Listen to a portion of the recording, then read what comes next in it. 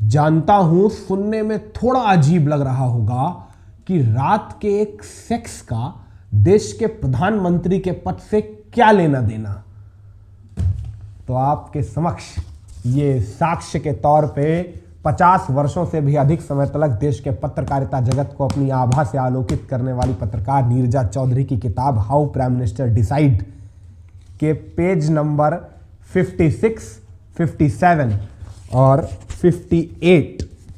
पर अंडरलाइन की हुई ये पंक्तियां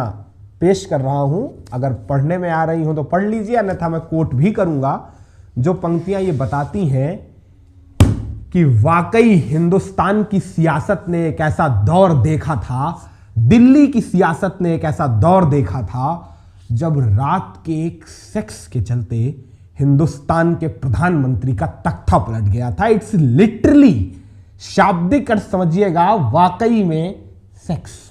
एक रात के सेक्स के चलते हिंदुस्तान के प्रधानमंत्री का तख्ता कैसे पलटा, यह इस किताब में दर्ज है। आइए अब इस किताब के पन्नों को पलटते हैं और खंगालते हैं हिंदुस्तान की सियासत के उस दौर को। तो देखिए मसला क्या हुआ कि जब वो 1927 का बरस था, जब एक रोज सुभाष चंद्र बोस कलकत्ता की सड़कों पर यूं ही चहलकदमी करते हुए टहल रहे थे कि अचानक उन्होंने देखा सड़क के कोने पर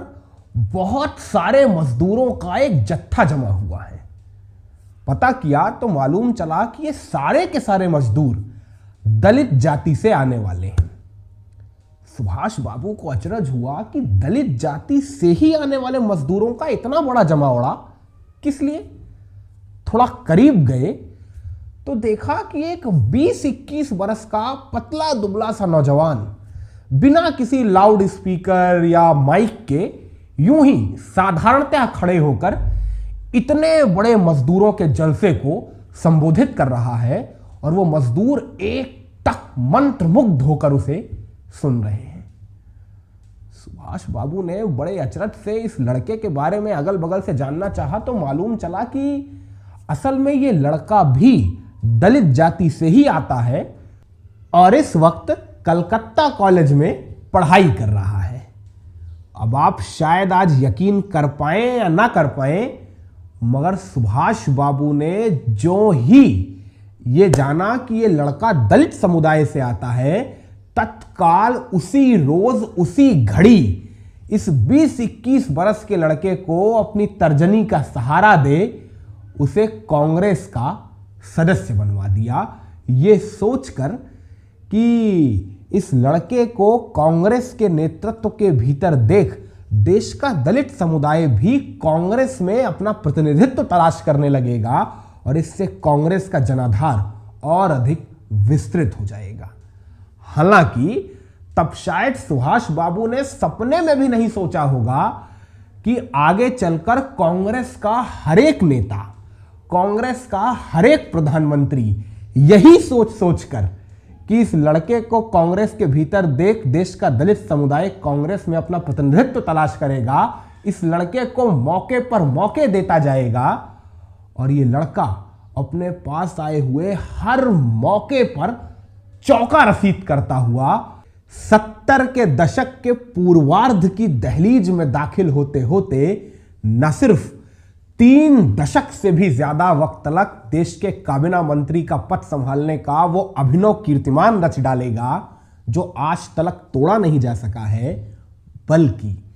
श्रम मंत्री के तौर पर हिंदुस्तान की तवारीख के सबसे बड़े श्रम सुधार कानूनों को देने वाला, कृषि मंत्री के तौर पर हिंदुस्तान को हरित क्रांति की सौगात देने वाला और रक्षा मंत्री के तौर पर 1971 के भारत पाकिस्तान युद्ध में पाकिस्तान के 2 टुकड़े करवाकर हिंदुस्तान को उसके आजाद लोकतांत्रिक इतिहास की सबसे बड़ी सैन्य जीत तोहफे में देने वाला,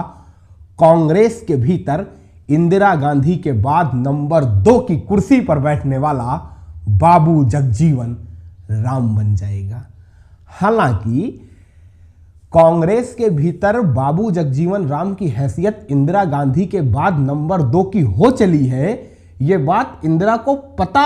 12 जून 1975 के उस रोज ही चली थी जिस रोज इलाहाबाद उच्च न्यायालय ने इंदिरा गांधी बनाम राजनारायण के उस ऐतिहासिक मुकदमे में इंदिरा गांधी के खिलाफ फैसला सुनाते हुए रायबरेली से उनकी सांसद सदस्यता रद्द की थी। क्योंकि इस ऐतिहासिक फैसले के बाद जब कांग्रेस की CWC की बैठक हुई और उस बैठक में यह सवाल उठा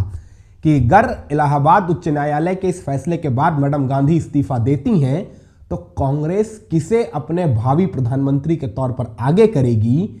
तो एक सुर से कांग्रेस के बहुतायत सदस्यों ने बाबू जगजीवन राम के नाम पर ही अपनी मुहर लगाई।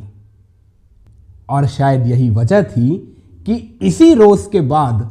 बाबू जगजीवन राम इंदिरा की अपनी कांग्रेस के बाबू जगजीवन राम इंदिरा की आंखों में किसी किरकिरी की तरह किरकने लगे थे। क्योंकि जाहिराना तौर से जो भी शख्स किसी दल के भीतर हो या किसी देश के भीतर स्वयं को सर्वशक्तिमान बनाना चाहता है, वो अपने सामने किसी नंबर 2 को बर्दाश्त नहीं करता। और शायद यही वजह थी कि इंदिरा के खिलाफ इलाहाबाद उच्च न्यायालय के दिए इस फैसले के करीब पखवाड़े भर बाद जब देश आपातकाल की जंजीरों में जकड़ा गया,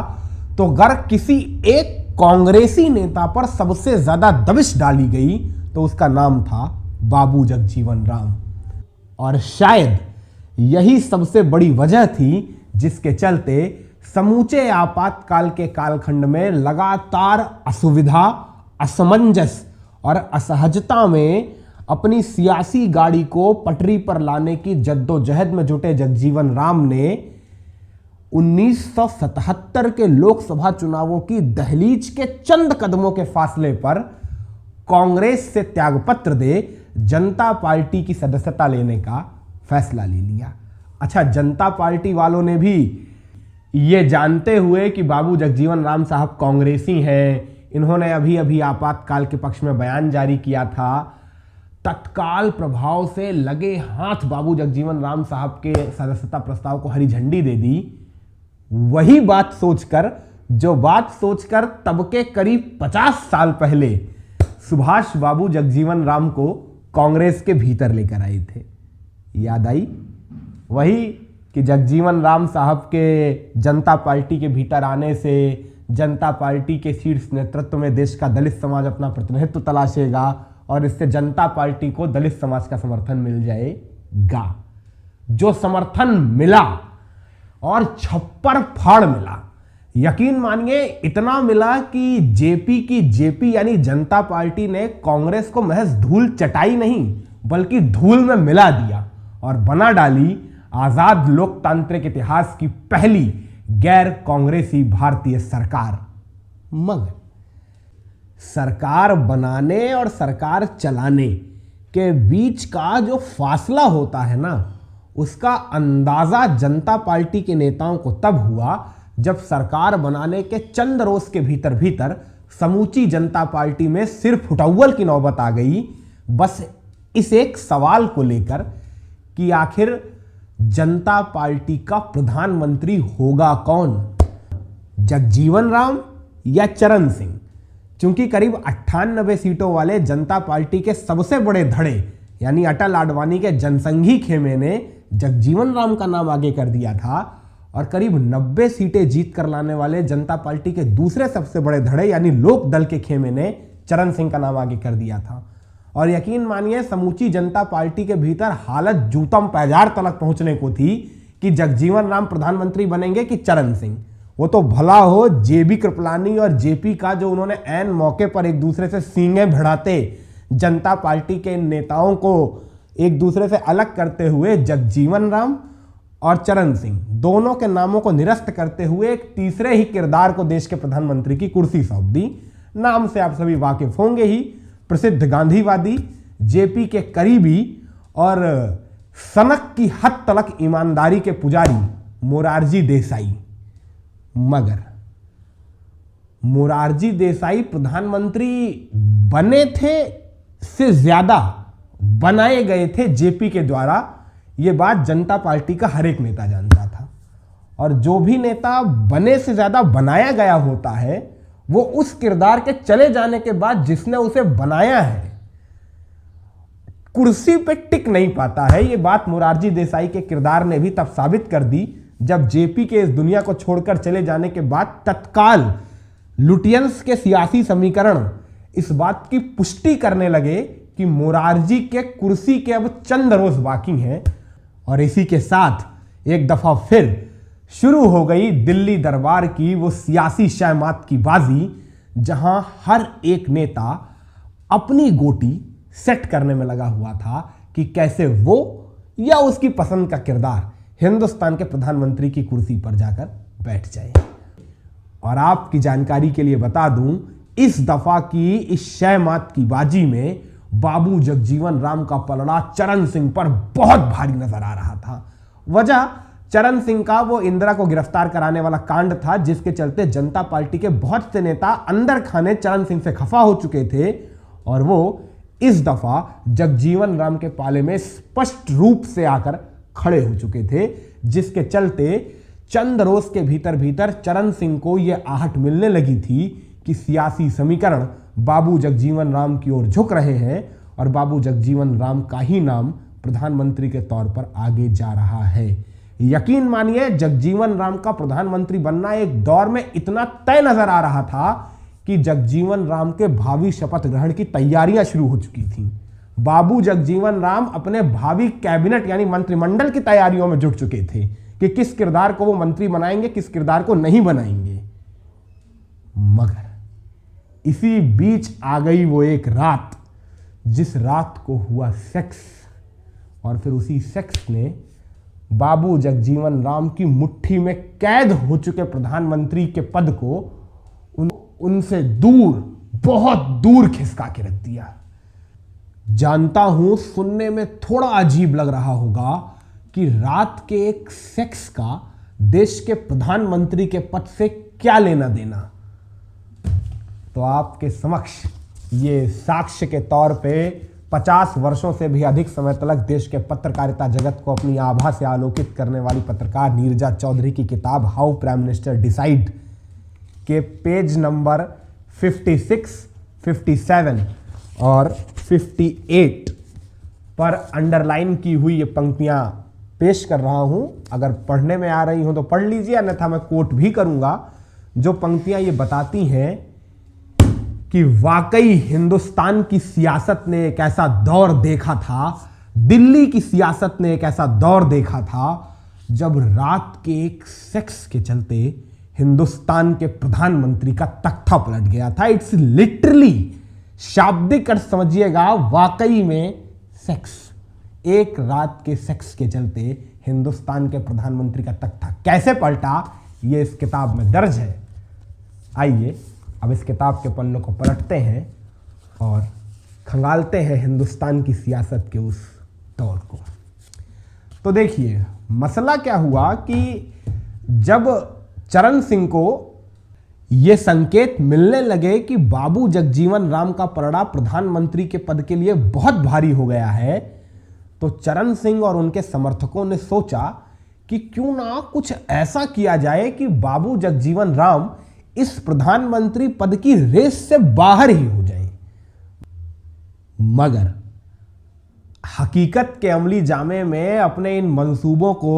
ढालने के लिए जरूरी था बाबू जगजीवन राम की किसी कमजोर नब्ज को दबाना। और वो कमजोर नब्ज क्या थी, ये बात तो दिल्ली के सियासी गलियारों में मौजूद हर एक किरदार को पहले से मालूम थी। बाबू जगजीवन राम के सुपुत्र तो मैं कह नहीं सकता हूं और कपूत कहना मर्यादा के दायरे से बाहर होगा, तो बस इतना समझ लीजिए, बाबू जगजीवन राम के पुत्र श्रीमान सुरेश राम जी, जिनकी गिनती दिल्ली के बड़े बाप के बिगड़ी औलादों में सबसे अव्वल दर्जे पे होती थी।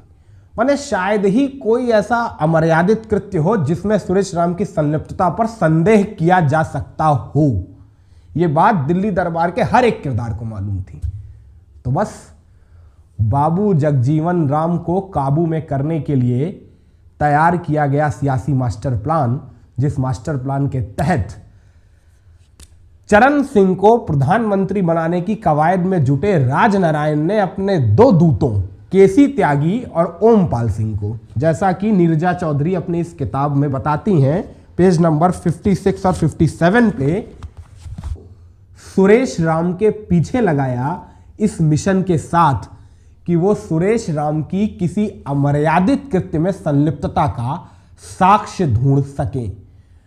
और कमाल की बात है कि ओमपाल सिंह और केसी त्यागी को ना जाने कहां से इस ब्रह्म ज्ञान की सूचना प्राप्त हो गई कि जगजीवन राम के बेटे सुरेश राम का दिल्ली विश्वविद्यालय में पढ़ने वाली छात्रा सुषमा चौधरी के साथ अफेयर चल रहा है और सुरेश राम ने अपनी और सुषमा की कुछ बेहद बेइंतहा निजी और अंतरंग तस्वीरें अपने पोलरॉइड कैमरे से उतार रखी हैं। अगर पोलरॉइड कैमरा ना समझ में आ रहा हो तो एक ऐसा कैमरा जिससे तस्वीर खींची और तुरंत प्रिंट होकर भी आ गई। समझ में आए? तो ऐसे पोलरॉइड कैमरे से ढेर सारी अपनी और सुषमा की निजी तस्वीरें निकाल रखी थी। सुरेश राम ने यह बात केसी त्यागी और ओमपाल सिंह को पता चल चुकी थी। और इतना ही नहीं, कमाल की बात यह है कि केसी त्यागी और ओमपाल सिंह ने कैसे किया, कब किया, इसका तो जवाब केसी त्यागी और ओमपाल सिंह जी के ही पास होगा। मगर दोनों ने मिलकर करीब 40-50 के करीब सुरेश राम और सुषमा चौधरी की वो अंतरंग और निजी तस्वीरें हासिल भी कर ली, जैसा दावा पेज नंबर 56, 57 और 58 में नीरजा चौधरी अपनी इस किताब में करती हैं। और फिर जाहिराना तौर से केसी त्यागी और ओमपाल सिंह ने सुरेश राम और सुषमा चौधरी की इन 40-50 तस्वीरों को सुपुर्द किया अपने आका राजनारायण के पास। वो राजनारायण जो उन दिनों दिल्ली दरबार के सियासी समीकरणों को चरण सिंह के पक्ष में झुकाने की खातिर संपर्क में थे मशहूर व्यवसायी और गांधी परिवार के सबसे करीबियों में से एक कपिल मोहन के साथ। सो एक रोज रात के करीब 11-11:30 बजे कपिल मोहन के ही आवास पर राजनारायण ने बातों ही बातों में इन तस्वीरों के बारे में कपिल मोहन को न सिर्फ बताया बल्कि अपने पास रखी हुई उन 40-50 तस्वीरों में से करीब 1 दर्जन तस्वीरें कपिल मोहन को दे भी दी। और आप यकीन मानिए, रात के करीब 11:30 पौने 12 बज रहे थे जब कपिल मोहन के हाथ में वो तस्वीरें आईं। और कपिल मोहन ने जैसे ही उन तस्वीरों को देखा, नीरजा चौधरी को इस किताब में दर्ज है, अनिल बाली बताते हैं, उसी वक्त कपिल मोहन ने तत्काल उन तस्वीरों को अनिल बाली को सुपुर्द करते हुए उन्हें यह निर्देशित किया कि इसी वक्त संजय के पास जाओ, ये तस्वीरें उसके बहुत काम आ सकती हैं। यहां तक कि अनिल बाली ने कपिल मोहन से एक दफा कहा भी कि आधी रात का वक्त हो रहा है, संजय को बताया भी नहीं है, ऐसे कैसे चला जाऊं किसी के पास। मगर कपिल मोहन ने कहा ना, 1 घंटे की देरी भी भारी पड़ सकती है, इसलिए इन तस्वीरों को लेकर सीधा संजय के पास जाओ। इसके बाद इस किताब में दर्ज है, अनिल बाली बताते हैं, रात के करीब 1 बजे, करीब 1 बजे बिना किसी पूर्व सूचना के अनिल बाली उन तस्वीरों के साथ पहुंचते हैं संजय गांधी के आवास। जाहिराना तौर से आधी रात का वक्त था, सो दरवाजे पर खड़े गार्ड ने अनिल बाली को दरवाजे पर ही रोक दिया। जिसके बाद जब अनिल बाली ने उस गार्ड से मिन्नतें की कि जाकर साहब को जगाओ और कहो कि अनिल मिलने आया है, बहुत जरूरी काम है, अर्जेंट है, तत्काल बाहर आए, तब कहीं जाके वो गार्ड अंदर गया और जाकर संजय गांधी को इस बाबत सूचना दी कि अनिल बाली नाम का शख्स आपसे मिलने आया है। अनिल बाली इस किताब में बताते हैं, रात के करीब 1-1:15 बज रहे थे जब संजय अंदर से तमतमाए हुए बाहर आए और अनिल को देखते हुए भड़क कर बोले कि कोई वक्त होता है आने का, ये वक्त है, इस वक्त क्या काम हो गया? तो अनिल बाली ने कहा बहुत जरूरी काम था, वरना मैं आता ही ना, ये देखिए। और ऐसा कह के सुरेश राम और सुषमा की वो तस्वीरें संजय गांधी को दिखाई। आप यकीन मानिए वो तस्वीरें ऐसी थीं कि तस्वीरों को देखकर तपाक से संजय के मुंह से निकला, ये तू आधी रात को मुझे पोर्नोग्राफी दिखाने आया है? आधी रात के वक्त मैं अपने घर में खड़ा होकर पॉर्न देखूं? तो अनिल बाली ने कहा, अरे भाई ये पोर्नोग्राफी नहीं है, ये सुरेश राम है, एक दफा ध्यान से देखिए। अनिल वाली बताते हैं उनका ऐसा कहना था कि संजय 2 घड़ी को मौन हुए, हर एक तस्वीर को गौर से देखा और इसके बाद बिना कुछ कहे अंदर गए। और करीब 10-15 मिनटों के बाद मैडम गांधी खुद, यानी इंदिरा गांधी खुद, सर पे टोप वोप लगाए, चूंकि ठंड का मौसम था, बाहर निकली, इन तस्वीरों को देखा और फिर अनिल बाली से पूछी कि इसके बारे में और कौन कौन जानता है। अनिल बाली ने नाम बताया कि केसी त्यागी और ओमपाल सिंह लेकर आए थे, तो राजनारायण को भी मालूम ही होगा, उनके जरिए ही कपिल मोहन को मिली थी ये तस्वीरें। इंदिरा ने सिर हिलाया और फिर अनिल बाली से बोली, ठीक है, अभी ये तस्वीरें अपने पास रखिए, देखती हूं मैं इसका क्या कर सकती हूं। और फिर इसके बाद जो हुआ उसे इतिहास कहते हैं। चूंकि इस घटना के चंद रोज के बाद